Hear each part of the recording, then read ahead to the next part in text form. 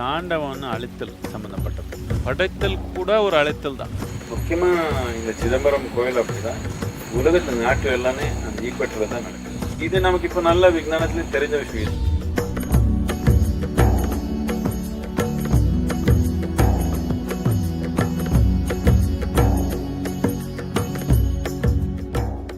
ஆனந்த தாண்டவம்னா இது there are two aspects to this. இது ரெண்டு தன்மை ஒன்றிலே சேர்த்துருக்காங்க. தாண்டவம்னு அழித்தல் சம்மந்தப்பட்டது. ஆனந்தம்னா சாமானியமாக நம்ம வாழ்க்கைக்கு சம்மந்தப்பட்டதுன்னு நினச்சிக்கிறோம். ஆனால் அப்படி இல்லை, அழித்தலுக்கு சம்மந்தப்பட்டது ஆனந்தம். எப்போ நமக்குள்ளே ஏதோ ஒரு கட்டுப்பாடு அழிஞ்சிடுச்சோம், அப்போ தான் நமக்கு ஆனந்தம் வரும். ஏதோ ஒரு எல்லை அழிஞ்சிடுச்சோம், அப்போ தான் நமக்குள்ளே ஆனந்தம் வரும். இப்போ நீங்கள் இங்கே உட்காந்துருக்கீங்க, சும்மா எப்படி இருக்கிறீங்க, ஏதோ ஒன்று நமக்கு கட்டுப்பாடு இருக்குது அழிஞ்சிடுச்சுன்னா அப்போ தானே ஆனந்தம் வரும். இதுக்கு நாம் இல்லை நம்ம வாழ்க்கையில் ஏதோ வந்ததுனாலே நினைக்கிறோம், அப்படி இல்லை. இப்போது யாரும் நினச்சாங்க, இல்லை நான் கல்யாணம் பண்ணப்போ எனக்கு ஆனந்தம் இருந்தது. கல்யாணம் பண்ணதுன்றது ஏதோ ஒரு கட்டுப்பாடு தாண்டிட்டு தானே, ஒரு கட்டுப்பாடு அழிஞ்சிடுச்சு. இப்போ இது சாமானியமாக மக்கள் நினைக்கிறாங்க, இல்லை ஏதோ உருவாக்கப்பட்டதுனால படைத்தல்னால ஆனந்தம்னு நினைக்கிறாங்க. அப்படி இல்லை, படைத்தல் கூட ஒரு அழைத்தல் தான். ஒரு நிலை அழிஞ்சிடுச்சு, ஒரு புது நிலை வரணும்னா ஒரு பழைய நிலை அழிஞ்சாதானே. இதனால ஆனந்தம் தாண்டவம் ரெண்டு சேர்ந்து சொல்லியிருக்குது. என்னத்துக்குன்னா இது ரெண்டு ரொம்ப ஆழமான நிலை, ரெண்டு அது இல்லை, ரெண்டு இருந்தால் தான் நடக்கும் வாழ்க்கை. ஏதோ பழசு அழிஞ்சதான் புதுசு நடக்கும், அதனால தான் ஆனந்தம் நடக்கும். ஸோ இந்த ஆனந்த தாண்டவம்னா it is both dance of destruction and creation. இது எல்லை உடைஞ்சிச்சு, ஆனந்தம் பிறந்துடுச்சு. சிவனுடைய அனுபவத்திலேயே இப்போது யோக கலாச்சாரத்தில் நாம் சிவனை ஒரு கடவுளன்னு பார்க்கல, ஆதி யோகியாக பார்க்கலாம். முதலாவது யோகி, ஆதி குரு, முதலாவது குரு. அவனுடைய உணர்வில் எல்லா எல்லை உடைஞ்சிடுச்சு, ஆனந்தம் பிறந்துடுச்சு. அப்போது மனிதனுக்கு இப்போ ஒரு சின்ன குழந்தை பாருங்கள், ரொம்ப ஆனந்தம் ஆயிடுச்சுன்னா டான்ஸ் ஆட தெரியல, குதிக்குது. என்னத்துக்கு எதுக்கு குதிக்குதுன்னா உடலே ஒரு கட்டுப்பாடு ஆயிடுச்சு. இப்போ ஆனந்தம் எவ்வளோ ஆயிடுச்சுன்னா இந்த உடல்னால அது பிடிச்சிக்க முடியாது, உடல் தாண்டி நடக்குது. அப்போது இல்லை குதிக்கணும், இல்லை ஆடணும். ஆடுறதுன்றது குதிக்கிறது தான், மோர் ஆர்கனைஸ் கிரேஸ்ஃபுல் குதிக்கிறது இல்லையா. கொஞ்சம் கிரேஸ்ஃபுல்லாக கொஞ்சம் ஆர்கனைஸ்டாக குதிச்சா நாட்டியம், சும்மா குதிச்சா குதிப்பு. பட் ஆனந்தம் வந்தப்போ முக்கியமாக உடல் ஒரு கட்டுப்பாடாக தெரியுது. நாம் கொஞ்சம் ஏதோ பண்ணணும் நமக்கு. என்னதுக்குன்னா உடல் தாண்டி போகிற ஒரு உணர்வு வருது. என்னதுக்குன்னா ஆனந்தம்ன்றது, இன்பம்ன்றது உடலில் கட்டுப்படுத்த முடியும், ஆனந்தம்ன்றது உடலில் கட்டுப்படுத்த முடியாது. எப்போ மனிதனுக்கு அவனுடைய உணர்வுன்றது இந்த பொருள் தாண்டி இருக்கிற ஒரு தன்மை தொடுதோ அப்போ ஆனந்தம் நடக்குது. ஆனந்தம் தொட்டப்போ பொருள் தாண்டி போகணும்னு ஆர்வம் வருது. ஆனந்தம் வந்துடுச்சுன்னா பொருள் தாண்டி போகணும்னு ஆர்வம் வருது. இது பொருள் தாண்டி போகணும்னா மரணம் தானே வழி இல்லை, நாட்டியம். அதுக்கு தான் ஆனந்த தாண்டவம்.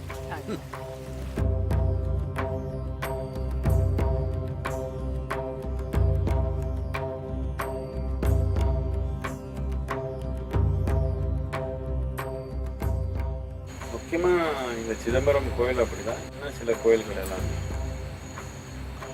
உருவாக்குனது அந்த நேரத்தில் இருந்த மேக்னெட்டிக் ஈக்குவேட்டர் உருவாக்கணும். சிதம்பரம் இப்போ இந்த மேக்னெட்டிக் ஈக்குவேட்டருக்கு வந்தேன்.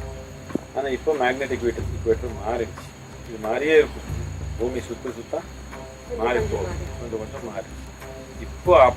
இப்போதைக்கு எந்த அளவுக்கு மாறிடுச்சுன்னா நம்ம இந்தியா நாட்டிலேயே இல்லை. இப்போ மேக்னெட்டிக் ஈக்குவேட்டர் கீழே போயிடுச்சு.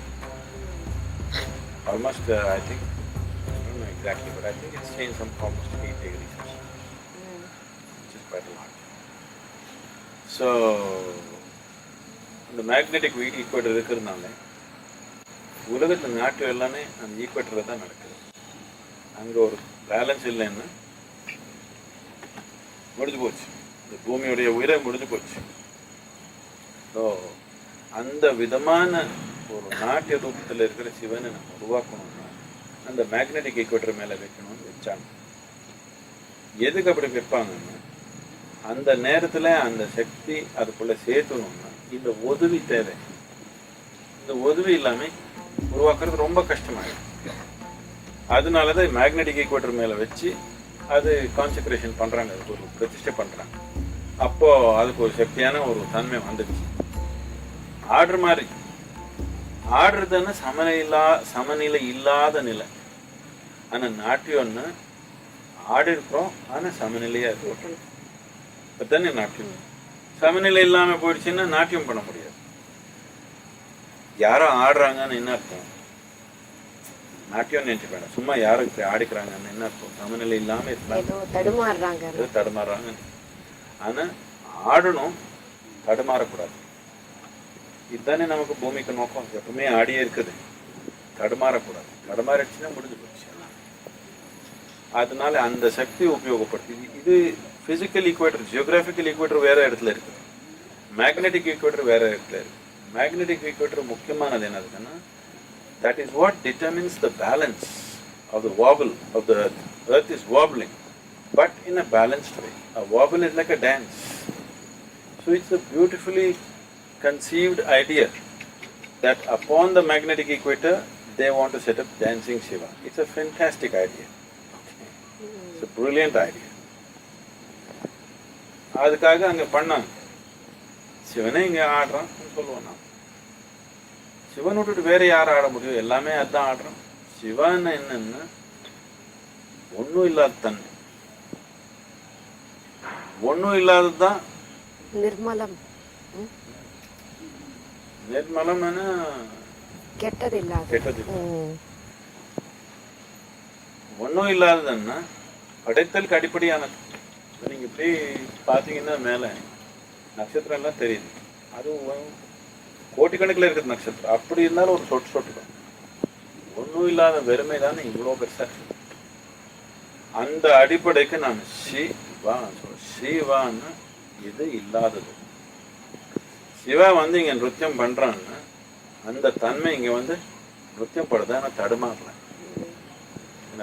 மேக்னெட்டிக் ஈக்குவேட்டர் அந்த சக்தியை உபயோகப்படுத்தி இது நமக்கு இப்போ நல்ல விஞ்ஞானத்துல தெரிஞ்ச விஷயம். ஏதோ ஒன்று சுத்தி இருந்தா இப்போ எலக்ட்ரிக் மோட்டர் ஓடுதுன்னு வச்சுக்கோங்க, இல்லை ஜெனரேட்டர் சுத்தினாலே பவர் வருதா இல்லையா?